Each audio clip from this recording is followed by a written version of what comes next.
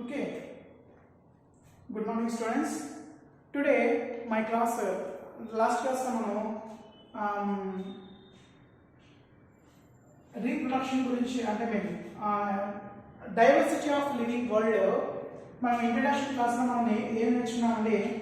ఇంచుమించుగా first point వచ్చే బిట్టిలో growth. Okay, first growth, దానికన్నా ముందు హ్యాబిటెట్ అంటే each and every animals living particular places called habitat, and growth and reproduction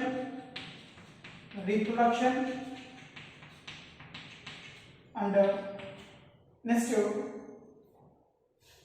reproduction means metabolism.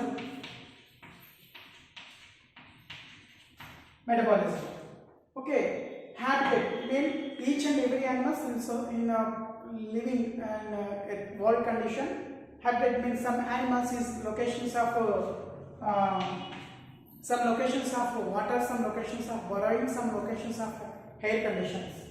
Next, growth. Each and every animals including of cells and metabolic reactions called growth. And reproduction means asexual sexual reproduction. Metabolism means biochemical reactions is called as metabolism. So ఇది introduction class. So అసలు subject అంటే ఇక్కడ నుంచి ఉంటుందండి. ఇందులో ఇంతమంది species ప్రపంచవ్యాప్తంగా ఇంతమంది జనాభా ఉన్నారు కదా, ఈ ఇంతమంది జనాభాలో ఎలా మనం ఈ స్పీషీస్ని ఎలా ఐడెంటిఫికేషన్ చేయాలి, how to the identifications in plants, animals first, second what is the particular names are present, ఎలా దీనికి పేర్లు పెట్టాలి, ఎలా దీన్ని ఎవరిని పిలాలి అని చెప్పి లినియస్ అనే సైంటిస్ట్ బైనామిల్ నామినిక్లేచర్ ఒక పదాన్ని పెట్టాడండి.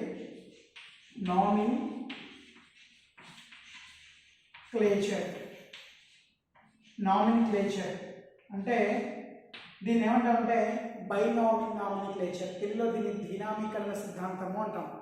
లినియస్ అనే సైంటిస్ట్ ఇంతమంది స్పీషీస్ ఉన్నాయి కదా, ఇంతమంది జాతులు, జీవజాతుల్లో వీటిని ఏ విధంగా మనం పలకాలి, ఏ విధంగా దీన్ని మనం పేరు పెట్టి పిలాలి అని చెప్పి ఒక లినియస్ నామినిక్లేచర్ అంటే నామీకరణ విధానంలో ప్రముఖ పాత్ర వహించాడు. దీనికన్నా మనం ఎలా చెప్పాలంటే ఏ పేరు పెట్టినా, లోకల్గా పెట్టినా, ఏది పెట్టినా కానీ మనం ఐసీజెడ్ రూల్ ప్రకారం ICZN means International Code of Zoological Nomenclature. So ఈ జువాలజికల్ సంబంధించిన ఇంటర్నేషనల్ లెవెల్ ప్రకారంగా వచ్చే ఈ లినియస్ అనే సైంటిస్ట్ నామినిక్లేచర్ ప్రకారంగా మనం రూపొందించండి. ఫర్ ఎగ్జాంపుల్ మీకు ఒక ఐడియా చెప్తాను వినండి. ఇక్కడ మీకు అన్నట్టుగా ఏదో ఒక స్పీషీస్ దొరికింది. దొరికిన స్పీషీస్ని ఇది మీకు తెలియని ఒక యానిమల్. ఈ తెలియని యానిమల్ని మీరు ఎలాగైనా సరే దీని మీద రిపోర్ట్ చేయదలుచున్నారు. రిపోర్ట్ అంటే దాన్ని పరిశీలించడం చూద్దాం అనుకున్నారు. సో ఇది ఈ స్పీషీస్, ఈ వన్ ఆఫ్ ద స్పీషీస్ మీరు ఏం చేస్తారంటే మనం రూల్ ప్రకారంగా మార్ఫాలజీ చూస్తాం. మార్ఫాలజీ అంటే ఏంటి? బాహ్య స్వరూపం, సైజులో కానీ, షేప్లో కానీ, స్ట్రక్చర్లో కానీ ఏం జరగదు, దీని యొక్క మార్ఫాలజీ చూస్తాం. మార్ఫాలజీ ఓకే అంటే మీకు చెప్తాను మామూలుగా ఎగ్జాంపుల్గా. ఈ మార్ఫాలజీ చూసిన తర్వాత నెక్స్ట్ రెండోది ఏంటంటే ఎనాటమికల్గా చూస్తారు. ఎనాటమీ అంటే లోపల ఉండే అంతర్నిర్మాణ శాస్త్రం. ఆ జీవి మీరు డిస్కవర్ చేయాలంటే మీరు తీసుకున్న స్పీషీస్ని లోపల అంతర్భాగాలు ఏ విధంగా ఉన్నాయి ఏంటి, దీని గురించి అవగాహన. నెక్స్ట్ దీని యొక్క హ్యాబిటెట్ ఏంటి, ఇది ఎక్కడ ఎన్విరాన్మెంటల్ కండిషన్, దీని యొక్క పూర్తి వివరాలు మీరు డిస్కవర్ చేశారు, ఒక పేపర్లో రాశారు. ఈ పేపర్లో రాసిన దానికి మీరు పేరు పెట్టాలి. అదే నామినిక్లేచర్. కానీ ఆ పేరు మనం ఇష్టానుసారంగా పెట్టడానికి రూల్ లేదు. సో మీరు డిస్కవర్ చేసిన ఏదైతే యానిమల్ ఉందో, మీరు డిస్కవర్ చేసిన ఏ స్పీషీస్ అయితే ఉందో ఆ స్పీషీస్ యొక్క మార్ఫాలజీ చూశారు, ఎనాటమికల్గా చూశారు, హ్యాబిటెట్గా చూశారు, నెక్స్ట్ ఫిజియాలజీ ప్రకారంగా చూశారు, అన్ని రకాలుగా చూసుకుంటూ వచ్చారు. కానీ లిన్నేయస్ అనే సైంటిస్ట్ నామినిక్లేచర్ విధానం పెట్టినప్పుడు ఐసీజెడ్ అంటే మనకు ఒక కోడ్ ఇచ్చారంటే ఇది international code of zoological nomenclature. ఈ సంస్థ ప్రకారంగానే మనం దీనికి పేరు పెట్టాలి. కానీ ఈ సంస్థ ఏంటిది? International code of zoological nomenclature. ఇది ఒక సంస్థ. ఈ సంస్థ ప్రకారంగానే మనం డిస్కవర్ చేసిన యానిమల్స్ని లేదా మనం ఐడెంటిఫికేషన్ చేసిన యానిమల్ని ఈ సంస్థ రూల్ ప్రకారంగా వెళ్ళాలి. ఈ సంస్థ రూల్ ప్రకారంగా వెళ్లకుండా నీ ఇష్టానుసారంగా వెళ్ళడం మాత్రం అది అసాధ్యం. ఈ సంస్థ పేరే international code of zoological nomenclature. ఈ రూల్ ప్రకారంగానే వెళ్ళాలి. వీళ్ళు ఇచ్చిన రూల్ ఏంటంటే నామినిక్లేచర్ అంటే వీళ్ళు ఇచ్చిన రూల్ ఏంటంటే నువ్వు డిస్కవర్ చేసిన సైంటిస్ట్ ఎప్పుడు కూడా ఎలా ఉంటుందంటే మొదటి పదం నువ్వు ఏదైతే పేరు పెట్టాలనుకున్నావో అది సైంటిఫిక్ నేమ్ కంపల్సరీ అయి ఉన్నది. సైంటిఫిక్ నేమ్ అంటే కంపల్సరీగా అది ఇంటర్నేషనల్ ఆ వర్డ్ కంపల్సరీగా అది వాడుతూ ఉండాలి. సో నువ్వు ఏది డిస్కవర్ చేసినా సరే సైంటిఫిక్ అది లోకల్ నేమ్ కాదు. లోకల్ నేమ్ వేరేగా ఉంటుంది, సైంటిఫిక్ నేమ్ వేరేగా ఉంటుంది. మీరు ఫర్ ఎగ్జాంపుల్ ఇదే ఒక స్నేక్ అనుకోండి, ఓకే, ఒక నాగుపాము అనుకోండి. మనం మామూలుగా ఏమన్నా నేను ఇందాక ఏం చెప్పినప్పుడు నాగుపాము అన్నాను. ఇది లోకల్ నేమ్, లోకల్గా పిలిచే నేమ్. కానీ ఐసీజెడ్ రూల్ ప్రకారం ఈ స్పీషీస్ని మనం ఏమని పిలాలంటే నాజా.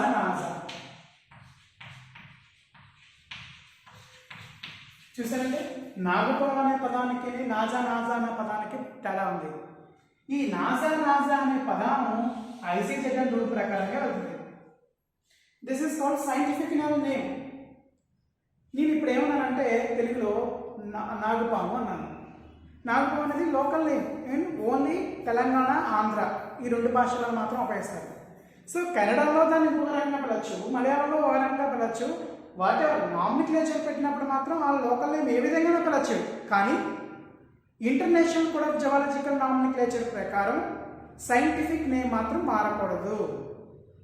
ఇంటర్నేషనల్ అంటే ఈ ప్రపంచవ్యాప్తంగా ఈ స్పీషీస్ని ముందు పెట్టినప్పుడు దక్షిణాఫ్రికా అయినా సరే, ఇండియన్ పర్సన్ అయినా సరే, ఆఖరికి మండపేట వాస్తువులైనా సరే దీని సైంటిఫిక్ నేమ్ పైన పిలాలి. ఆ సైంటిఫిక్ నేమ్ ఏంటంటే నాజా. ఇంకా లోకల్ నేమ్ వాడి ఏరియాలో వాటిని ఏవైతే భాషలో పిలుచుకున్నా పర్లేదు. సో ఈ నామినిక్లేచర్ విధానం ఏంటంటే first the rule of ICZ rule particularly దీనికి ఈ స్పీషీస్ని మార్ఫాలజీ చూసావు, నువ్వు ఎనాటమీ చూసావు, అన్ని రకాలుగా చూసావు. పేరు పెట్టేటప్పుడు మాత్రం దీన్ని నాజా అని పిలాలి. సో నాజా అంటే international code of zoological nomenclature. So ఎప్పుడు కూడా ఇక్కడ మీరు చూసారండి. సో దీన్ని ఏమంటామంటే మొదటి పదం ఎప్పుడు కూడా క్యాపిటల్ లెటర్లో ఉండాలి. Very very important. క్యాపిటల్ లెటర్లో ఉండాలి. రెండో పదం ఎలా ఉండాలంటే ఇంచుమించుగా స్మాల్ లెటర్లో ఉంటే సరిపోతుంది. సో అంటే సైంటిఫిక్ నేమ్ రాసినప్పుడు కంపల్సరీగా మొదటి పదం క్యాపిటల్ లెటర్లో ఉండాలి. సైంటిఫిక్ నేమ్ రాసినప్పుడు చివరికి వెళ్ళే కొద్ది కూడా స్మాల్ లెటర్లో ఉంటే సరిపోతుంది. అది వాడిచ్చిన రూల్. ఓకే, ఎవరిచ్చిన రూలు?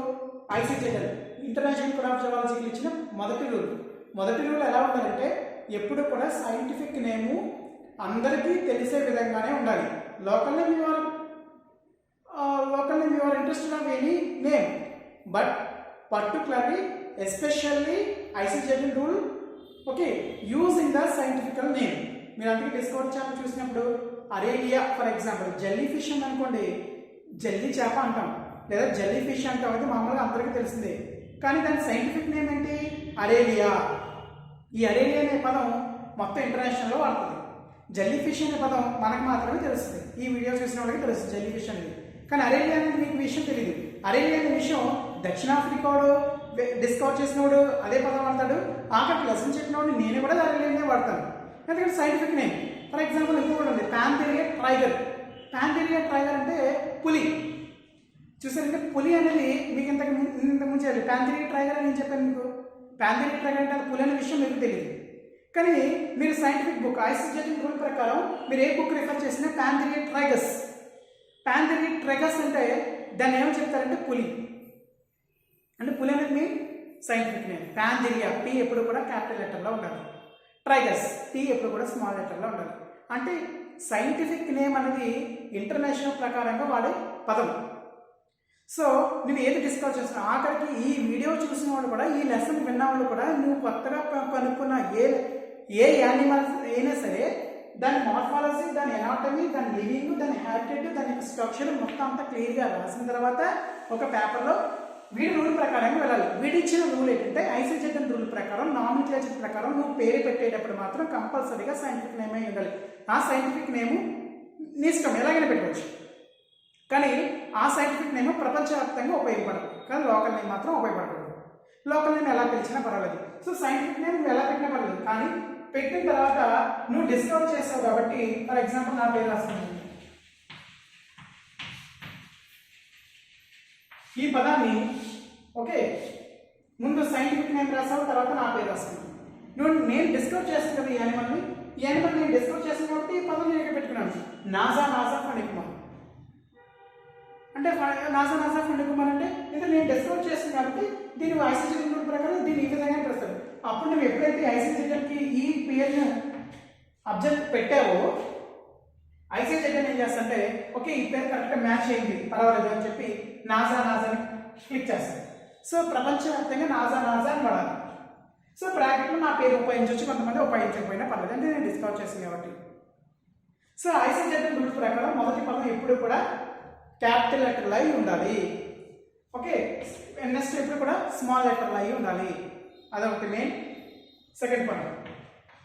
ఇంకా థర్డ్ పాయింట్ ఎప్పుడు కూడా ఇందులో జీనస్ స్పీషియస్. ఈ జీనస్ స్పీషియస్ అంటే ప్రజాతి జాతి అంటాం. అంటే క్యాపిటల్ లెటర్ ఉపయోగించే కొద్ది కూడా క్యాపిటల్ లెటర్ మొదటగా క్యాపిటల్ లెటర్ ఉపయోగించడానికి మనం అంటే జీనస్ అంటాం, ప్రజాతి అంటాం. చివరికి స్మాల్ లెటర్ కూడా ఏమంటాం స్పీషియస్, జాతి అంటాం. సో దీని ఏమంటామంటే జీనస్ దీని ఏమంటామంటే స్పీషియస్. ఓకే దాన్ని రెండు భాగాలుగా చేస్తాయి, నాజా జీనస్ స్పీషియస్. పాంథెరియా ట్రైగర్స్ అని చెప్పాను కదండి, ఇది పులి సైంటిఫిక్ నేము. పాంథెరియా అనేది జీనస్, ట్రైగర్స్ అనేది స్పీషియస్, జాతులు. సో జాతులు ఎన్నైనా ఉంటాయి, కానీ పులికి మాత్రం పాంథెరియా మాత్రం కరెక్ట్. చిరత పులినే పాంథెరియా అంటారు, సింహానికైనా పాంథెరియా అంటారు. ఓకే కార్నివోరస్ వీళ్ళందరూ ఒకే ఫ్యామిలీ కదా. సో వీళ్ళందరూ ఒకే ఫ్యామిలీ కాబట్టి జీనస్ ఎప్పుడు మారదు, కానీ పక్కన ఉన్న స్పీషియస్ మాత్రం మారిపోతుంది. టైగర్లో రకాలు ఉన్నాయి, మళ్ళీ ఎల్లో కలర్ ఉంది, వైట్ కలర్ ఉంది. నెక్స్ట్ చిరతపులి చెట్ల మీద ఉండేవి ఉన్నాయి. ఇవన్నీ కూడా స్పీషియస్, జాతులు, కాబట్టి వాటి యొక్క నేమ్స్ మారిపోతుంటాయి. కానీ ఈ పాంథెరియా మాత్రం ఎప్పుడు మారదు, అంటే నాజా.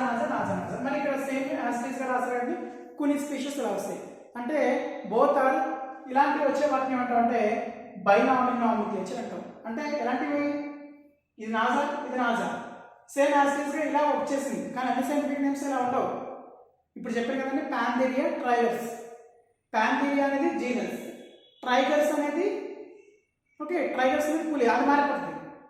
కానీ ఇక్కడ మరి ఇలా రాసినటువంటి నాల్పాం కదా, దీనికి సైంటిఫిక్ నాజా రాశారు కదా, మరి సేమ్ యాస్టీస్గా రెండు ఒకే రకంగా అంటే ఇలా ఉన్న జీనస్ స్పీషియస్ ఉంటే ఒకే విధంగా ఉంటుందని binomial nomenclature. Very important 2 mark questions. Scientific name same word genus and species called as binomial nomenclature. దీన్నే అంటే ప్రజాతి పేరు, మొదటగా రాసిన ప్రజాతి పేరు, చివరికి వెళ్ళాలన్న జాతి పేరు సమానంగా ఒకే పదంతో మీరు పలికినట్లయితే దాన్ని మనం ఏం పిలుస్తామంటే ద్వినామీకరణ సిద్ధాంతము అంటాం. మళ్ళీ చెప్తాను, నువ్వు రాసిన సైంటిఫిక్ నేమ్లో మొదటి పదం ఎప్పుడైతే ప్రజాతి అయింది, వెనక పదం ఎప్పుడు జాతి అయింది, ఈ రెండు జాతులు ఒకే విధంగా ఉంటుందని ద్వినామీకరణ సిద్ధాంతం అంటాం. First spacious is called genus, second name is called as species. Both are genus or species are both are same in the word called binomial nomenclature. ఇందులో ట్రైనామినల్ నామినిక్లేచర్ కూడా ఉంది. అంటే ఫర్ ఎగ్జాంపుల్ నాజా ఇంకా కొంచెం పెంచాను అనుకోండి, నాజా ఇక్కడ 3 పదాలు వచ్చాయి. మరి దీని మొదటి పదాన్ని మీరు జీనస్ అన్నారు, రెండో పదాన్ని స్పీషియస్ అన్నారు, మరి దీని ఏమని పిలాలంటే సబ్ స్పీషియస్. ఓకే నాజా అలా ఉండదనుకోండి. ఫర్ ఎగ్జాంపుల్ మీరు చెప్తున్నాను, అలా ఉండేదని ఏంటంటే హోమో సేపియన్స్. హోమో అనేది మానవ పేరు, homo sapiens sapiens sapiens. Homo అనేది ఏంటి జీనస్, హోమో సేపియన్స్ అనేది స్పీషియస్, సేపియన్స్ ఇంకో అసలు సబ్ స్పీషియస్. ఇలా genus spacious sub spacious, genus spacious sub spacious ఇలా మూడు ఒకే రకంగా ఉంటాయి. దాన్ని ఏమంటామంటే ట్రైనామిల్ నామినిక్లేచర్ అంటాం. చూసారంటే ఇందులో రెండు రకాలు ఉన్నాయి, బైనామిల్ నామినిక్లేచరు, ట్రైనామిల్ నామినిక్లేచరు. నువ్వు వాడిన పెట్టిన పదంలో సైంటిఫిక్ నేము కరెక్ట్గా అంతా ఒకే రకంగా ఉంటే, అంటే జీనస్ స్పీషియస్ ఒకే రకంగా ఉంటాయి. జీనస్ అంటే ఏంటనేది మీకు ఫర్దర్ క్లాసెస్ చెప్తాను. స్పీషియస్ అనేది జాతి, పర్టికులర్ జాతి. అంటే పులి అంటే పులి, ఇంకా చిరతపులి అంటే చిరతపులి, చిరతపులి అంటే చిరతపులి, తెల్లపులి అంటే తెల్లపులి, పసుపులి అంటే పసుపులి, సింహం అంటే సింహం, సింహంలో మళ్ళీ రకాలు, అవన్నీ జాతులు అవి, సెపరేట్ జాతులు అవి. కానీ ఈ మూడు అన్నింటి కూడా కార్నివోరస్, దానికి ప్రజాతి. సో ప్రజాతి జాతి జాతి దాన్ని ఏమంటే బైనామిల్ నామినిక్లేచర్. ఇంకో జాతి ట్రైనామిల్. ఇదే క్లాస్ మనం ఒకసారి రిపీట్ చేస్తాను రేపు. Very very important. Binomial nomenclature, trinomial nomenclature. Binomial nomenclature mean genus species same in the word, ఒకే రకంగా చూసారా నాజా నాజా. దీన్ని బైనామిల్ నామినిక్లేచర్ పడాలి. ఇంకా ఎగ్జాంపుల్ చెప్తాను. నాజా నాజా తర్వాత యాక్సిస్ యాక్సిస్. చూసారు నేను ఎలా రాస్తున్నాను? యాక్సిస్ అనేది జీనస్, స్మాల్ లెటర్ రాసిన species. Axis axis, this is called binomial nomenclature, binomial nomenclature. So ఇంకొక యాక్సిస్ యాడ్ అవుతాయి, దీన్ని ఏమంటే subspecies. Genus subspecies species called as trinomial nomenclature. Very very most important. ICZ rule ప్రకారం scientific name ఎప్పుడు కూడా capital లెటర్లో ఉండాలి. ఫర్దర్గా వెళ్ళకూడదు, మా రూల్ ప్రకారం మనం స్మాల్ లెటర్లో ఉండాలి. ఓకేనా? తర్వాత మీ పదం డిస్కౌంట్ చేసిన సైంటిస్ట్ నేమ్ కూడా పెట్టుకోవచ్చు.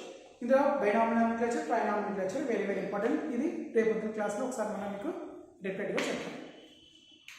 Tomorrow I will discuss about the topic binomial nomenclature and trinomial nomenclature and animal kingdom. Very very important. Today topic is very very important. Public examinations and MCQ level and NEET level. Okay, not a theory examination, but you learning first NEET examination. Thank you.